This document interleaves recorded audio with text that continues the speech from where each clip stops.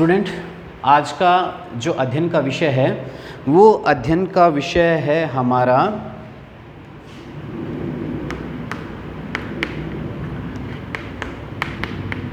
परमाणु संख्या और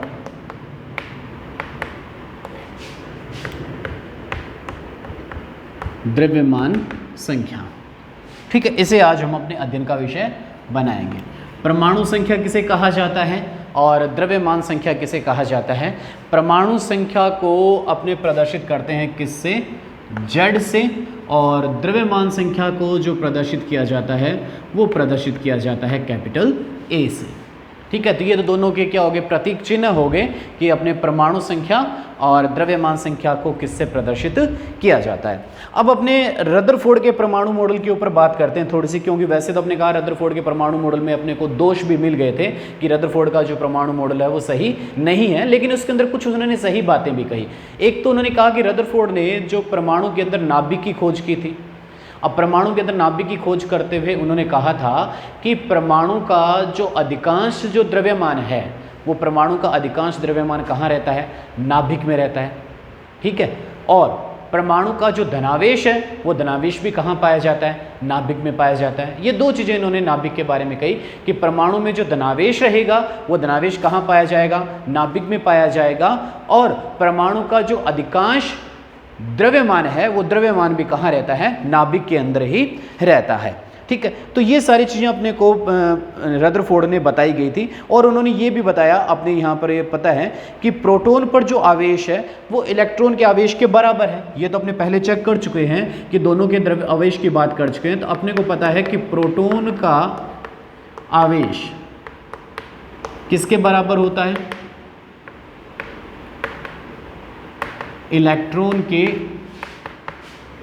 आवेश के बराबर होता है, लेकिन चिन्ह दोनों के भिन्न होते हैं। कैसे, जैसे प्रोटॉन का आवेश होता है अपने कहते हैं 1.9। अगर अपने प्रोटॉन के आवेश की अगर अपने बात करें तो मैं थोड़ा सा इसको तो अगर अपने याद है कि प्रोटॉन का जो आवेश था वो कितना था, 1.602 गुणा 10⁻⁻19 कूलम, और ये इलेक्ट्रॉन का आवेश था -1.602 गुणा 10⁻⁻19 कूलम। देखो, दोनों के आवेश के मान समान है लेकिन दोनों के चिन्ह भिन्न है। प्रोटॉन का आवेश कैसा है, धनात्मक है, और इलेक्ट्रॉन का आवेश कैसा है, ऋणात्मक आवेश आ रहा है। ठीक है, तो ये भी अपने को पहले से पता है कि दोनों के जो चिन्ह है वो भिन्न होते हैं। तो इसका अर्थ ये हुआ कि नाभिक में जो उपस्थित जो प्रोटॉन की संख्या है वो किसके बराबर होती है, परमाणु संख्या के बराबर होती है। यहाँ से अपनी एक निष्कर्ष निकला, वो निष्कर्ष निकला वो कहता है कि नाभिक में उपस्थित जो प्रोटॉन की संख्या है वो किसके बराबर होगी,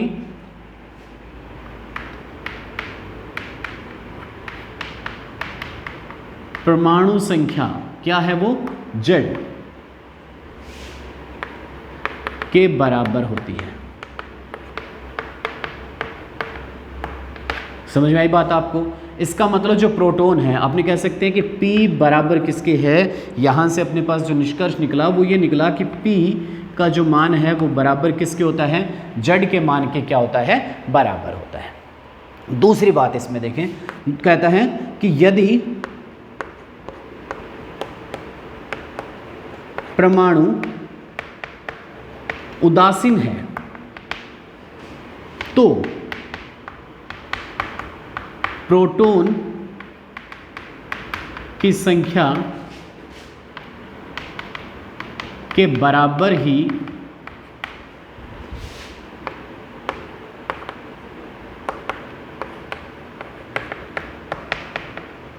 इलेक्ट्रॉन की संख्या होती है। किस कंडीशन में, यहां पर इसने एक शर्त लगा दी कि यदि परमाणु उदासीन है, अगर परमाणु आवेशित है, मतलब अगर वो आयन का निर्माण कर लेता है तो ये शर्त लागू नहीं होगी। तो वो कहता है कि जो प्रोटॉन की संख्या है, P की जो संख्या है वो बराबर किसकी होती है, इलेक्ट्रॉन की संख्या की क्या होती है, बराबर होती है। ठीक है, ये भी अपने को पता चल गया। ठीक है, तो अब अपने इसमें जो नेक्स्ट अगर बात समझें तो नेक्स्ट बात अपने जो सामने आती है निकल कर वो ये आती है कि परमाणु में जो प्रोटॉन हो गया, ठीक है, आपने कहा कि जो अपने जो परमाणु में जो नाभिक है, नाभिक में जो धनावेश है वो धनावेश किसके कारण से होता है? अपने पता है कि जो नाभिक में जो धनावेश होगा वो धनावेश किसके कारण से होगा? प्रोटॉन के कारण से होगा। नाभिक का जो धनावेश है वो किसके कारण से होता है? प्रोटॉन के कारण से नाभिक में क्या पाया जाता है? धनावेश पाया जाता है। लेकिन आपने कहा कि अगर नाभिक का द्रव्यमान अगर मापा जाए, आपने कहा ठीक है जी कि जो परमाणु का जो धनावेश होगा या नाभिक में जो धनावेश है वो धनावेश किसके कारण से होता है? प्रोटॉन के कारण से होता है। लेकिन जब नाभिक का द्रव्यमान मापा गया तो नाभिक का द्रव्यमान किसके बराबर आना चाहिए था? प्रोटॉन की संख्या के द्रव्यमान के बराबर आना चाहिए था, लेकिन वो कहता है उसकी संख्या के बराबर नहीं आ रहा, कम आ रहा है। तो इसका अर्थ ये निकाला गया कि नाभिक में कोई अन्य कण भी पाए जाते हैं, और वो अन्य उदासीन कण कौन से हैं? न्यूट्रॉन है। नाभिक में क्या हुआ कि नाभिक का जो द्रव्यमान मापा गया, अगर नाभिक में सिर्फ प्रोटॉन उपस्थित होते तो नाभिक का द्रव्यमान प्रोटॉनों की संख्या की क्या होना चाहिए था? तुल्य प्राप्त अपने को होना चाहिए था। लेकिन दिक्कत ये आई कि जो नाभिक का द्रव्यमान था प्रोटॉनों के द्रव्यमान से क्या था? ज़्यादा था, ठीक है, लगभग 2 गुना अपने को प्राप्त हो रहा था। तो इन्होंने क्या कहा कि नाभिक में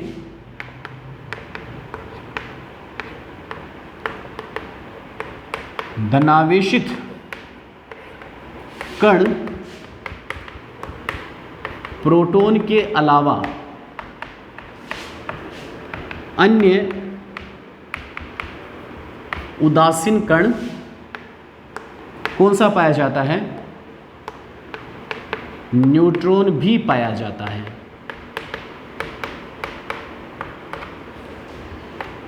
जिसका द्रव्यमान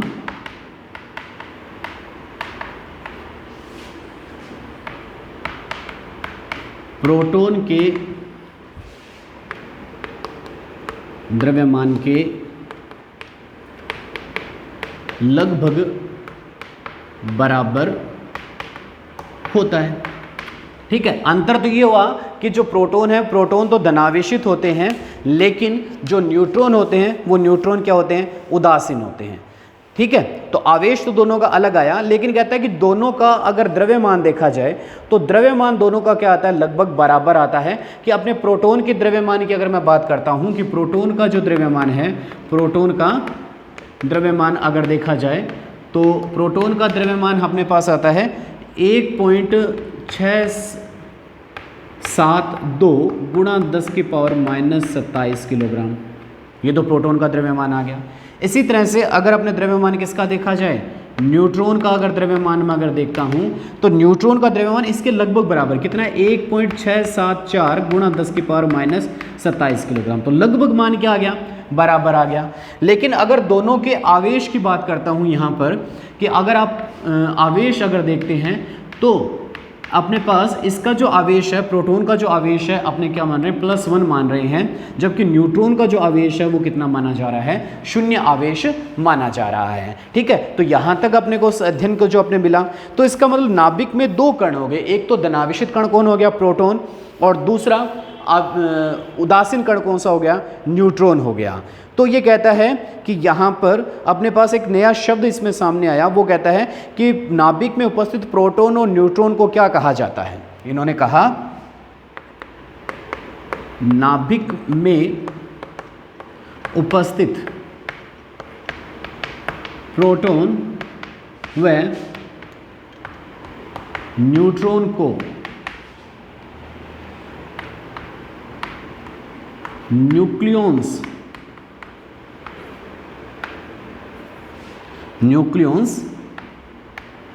कहा जाता है।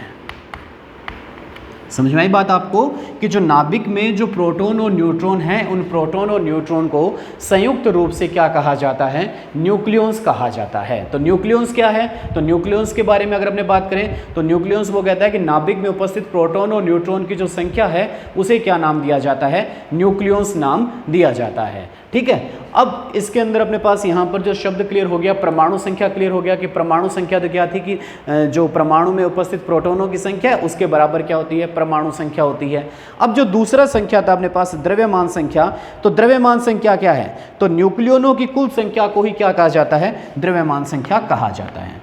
तो न्यूक्लियनों की कुल संख्या को क्या कहा जाता है? द्रव्यमान संख्या A कहा जाता है। समझ में आई बात आपको कि द्रव्यमान संख्या क्या है? तो द्रव्यमान संख्या के लिए कहता है कि न्यूक्लियन, नाभिक में जो उपस्थित न्यूक्लियन है उस न्यूक्लियन की कुल संख्या को ही क्या कहा जाता है? द्रव्यमान संख्या कहा जाता है। तो इसका मतलब जो द्रव्यमान संख्या A हुई वो A क्या होगी? अपने पास प्रोटॉन और न्यूट्रॉन की संख्या का योग क्या होती है? द्रव्यमान संख्या होती है। तो द्रव्यमान संख्या क्या हो गई? प्रोटॉन और न्यूट्रॉन की संख्या का जो योग है उसे क्या कहा जाता है? द्रव्यमान संख्या कहा जाता है। तो यहाँ से अपने पास इसमें जो दोनों शब्दों के बारे में अपने जानकारी प्राप्त की कि परमाणु संख्या क्या है और द्रव्यमान संख्या क्या है।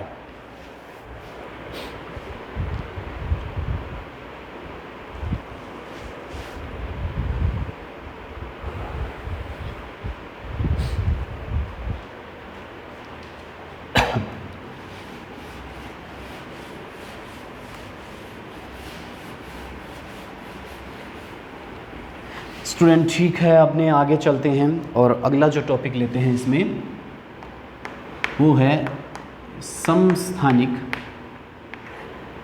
व समभारिक। ठीक है, पहले भी इसके बारे में चर्चा कर चुके हैं लेकिन थोड़ा सा इसको और देख लेते हैं, थोड़ा डिटेल में देख लेते हैं। सबसे पहले मैं बात करता हूं यहाँ पर कि समस्थानिक क्या है।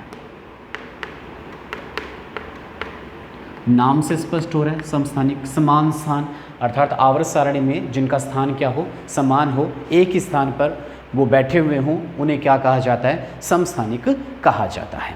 ठीक है, तो अपने अभी जो दो शब्द किए उसके आधार पर अपने देखते हैं, इसकी परिभाषा बनाते हैं। अपने कहते हैं कि परमाणु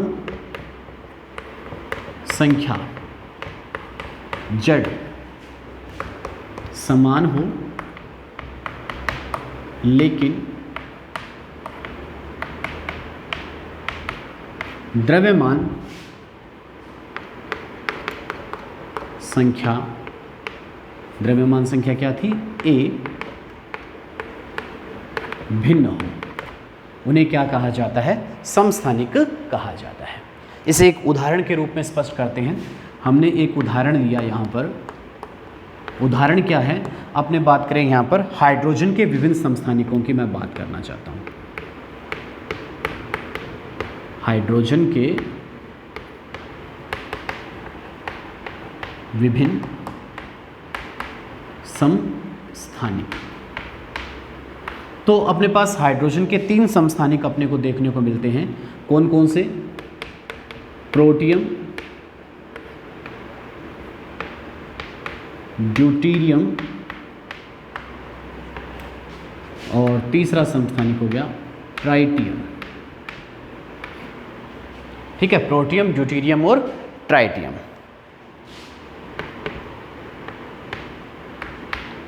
ये 3 समस्थानिक हो गए। इनकी अगर मैं परमाणु संख्या की बात करूं, जड़ की अगर बात करता हूं, तो ये कहता है कि इसके लिए जो जड़ का जो मान है, प्रोटियम के लिए जो जड़ का मान है वो कितना है? 1। ड्यूटीरियम के लिए जो जड़ का मान है वो 1 और ट्राइटेरियम के लिए भी जो जड़ का मान है वो कितना है? 1 है। तो आपने कहा कि परमाणु संख्या क्या हो गई? समान हो गई। लेकिन अगर इनकी द्रव्यमान संख्या देखी जाए तो प्रोटियम की द्रव्यमान संख्या 1, ड्यूटीरियम की द्रव्यमान संख्या 2 और ट्राइटियम की जो द्रव्यमान संख्या है वो क्या होती है? 3 होती है। ठीक है, तो इसका मैं सीधा सा मतलब यहाँ पर ये भी लगा सकता हूँ कि इनके अंदर, समस्थानिकों के अंदर प्रोटॉन की संख्या तो क्या होती है? समान होती है, लेकिन न्यूट्रॉनों की संख्या क्या होती है? इनमें भिन्न पाई जाती है। तो अपने अगर इसके लिए P का मान देखें, क्योंकि P किसके बराबर होता है? जड़ के मान के क्या होता है? बराबर होता है। तो इसके लिए जो प्रोटॉन है वो प्रोटॉन कितने आ जाएंगे? 1 1 1 आ जाएगा। लेकिन आप इनके न्यूट्रॉन याद करो तो न्यूट्रॉन इसके अंदर कितने हो जाएंगे? 0। इसमें न्यूट्रॉन कितना हो जाएगा? 1 और इसमें न्यूट्रॉन कितना हो जाएगा? 2 हो जाएगा। तभी इन दोनों का जो टोटल है वो टोटल कितना होता है? 1। इन दोनों का टोटल कितना हुआ? 2 और इन दोनों का टोटल कितना हुआ? 3। तो अपने कहते हैं प्रोटॉन और न्यूट्रॉन का जो योग है वो क्या होता है? द्रव्यमान संख्या होता है। तो यहाँ से अपने को बिल्कुल स्पष्ट रूप से जो समस्थानिक होते हैं उनकी परिभाषा अपने को समझ में आती है कि समस्थानिक किसे कहा जाता है।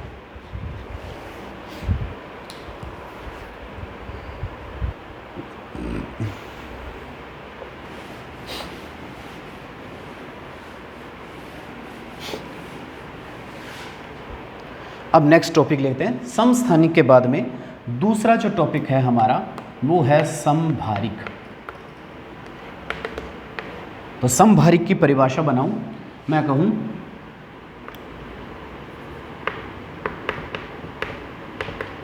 द्रव्यमान संख्या A समान हो लेकिन परमाणु संख्या, जिसे अपने परमाणु क्रमांक भी बोल देते हैं, परमाणु संख्या या परमाणु क्रमांक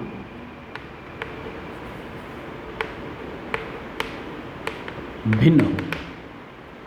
परमाणु क्रमांक क्या हो? भिन्न हो, या परमाणु संख्या भिन्न हो, इसे क्या कहा जाता है? समभारिक कहा जाता है। ठीक है, तो उदाहरण लें, अपने उदाहरण से समझें इसको। उदाहरण मैंने लिए यहां पर, देखो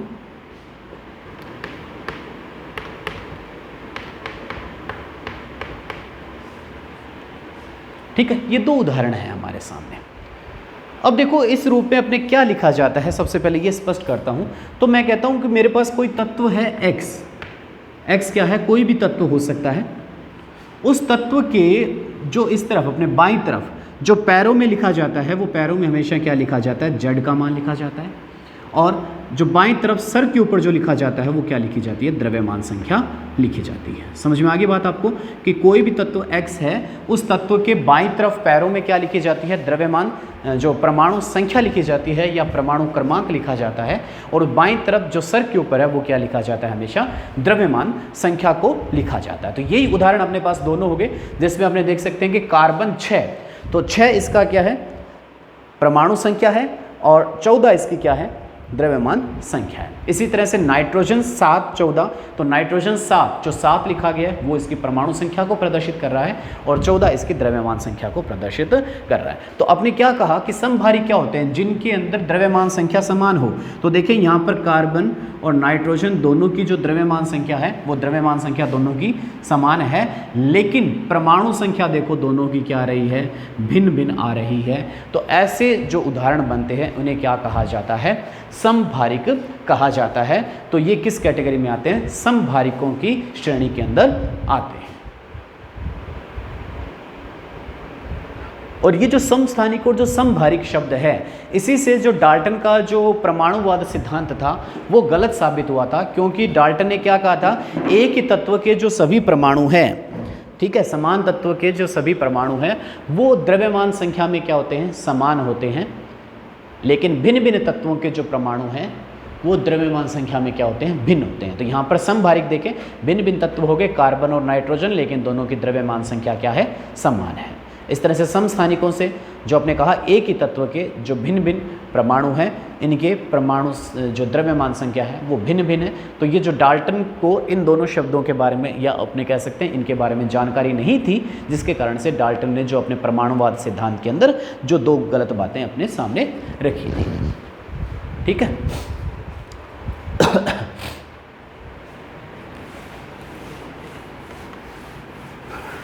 अब एक प्रश्न करें और इस प्रश्न से इसको समझते हैं कि ये चीज़ें क्या दे रखी है। जैसे आपको एक उदाहरण देता है,